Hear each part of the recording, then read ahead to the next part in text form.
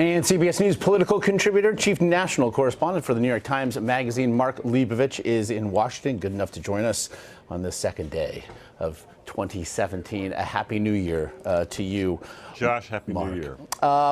Once again, we now have President-elect Donald Trump expressing doubts that the Russians are definitively behind the hacking that did, if nothing else, interfere with the election, again, running counter to what seems to be the consensus of the intelligence community. Once again, then, what to make of this reaction?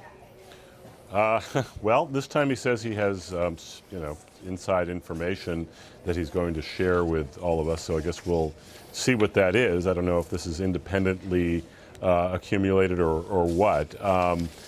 He's creating, I guess, a bit of a sort of a tight situation for himself in that, he better come up with something, and it's unclear what he would say.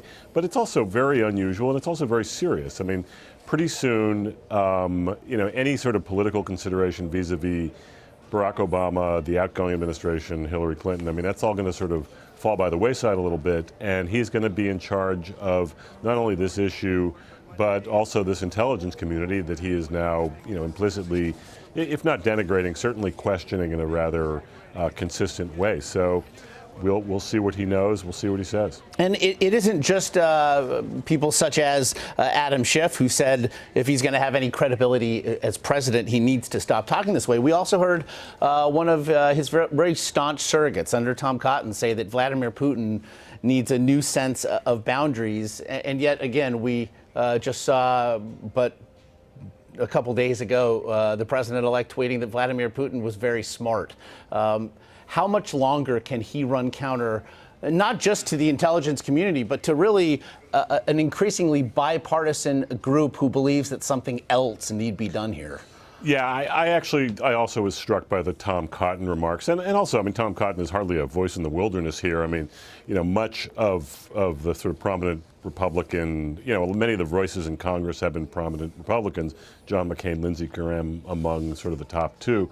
So, I mean, we will see how long he can defy. I mean, one of the interesting things said over the weekend was Sean Spicer, his incoming White House press secretary, said essentially that the sanctions were, he didn't say not that big a deal, but something to the effect that they weren't, the kind of gesture that he would have expected, or that are that serious, or perhaps something that could be a deterrent in the future.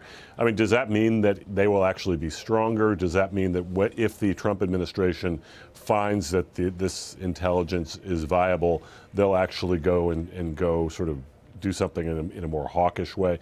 It's unclear. I mean, it's a very tight box they're kind of steering themselves into. But he also reduced it to an act of, Sean Spicer did, to an act of political retribution, seemingly looking to make it not just a partisan act on the part of the president, but also one that, a petty one that can be rather summarily dismissed.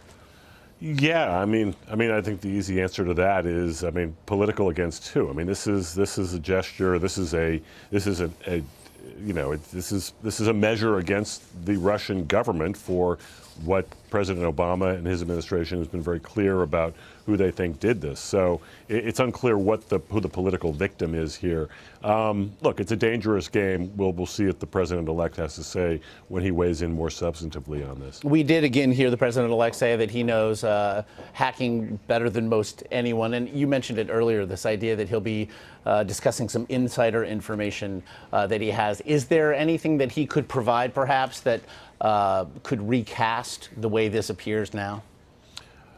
Well, I mean, I guess, sure, there is. I mean, he could come up with a very compelling, this is why the intelligence reports are incorrect. And I assume he will have a good portion, at the very least, of his supporters who are out there cheering for him and who think that this is viable stuff. So we'll see. I mean, I think, as Adam Schiff said, we'll see how long he can kind of get away with this, because once he gets to Washington, once he's sworn in, he'll be held to a different standard, if not by his supporters, certainly within the Beltway and within the operation of how the government works and how foreign policy works. Serious stuff, to be sure. Mark Leibovich, as always, we appreciate it. As always. Thanks, Josh.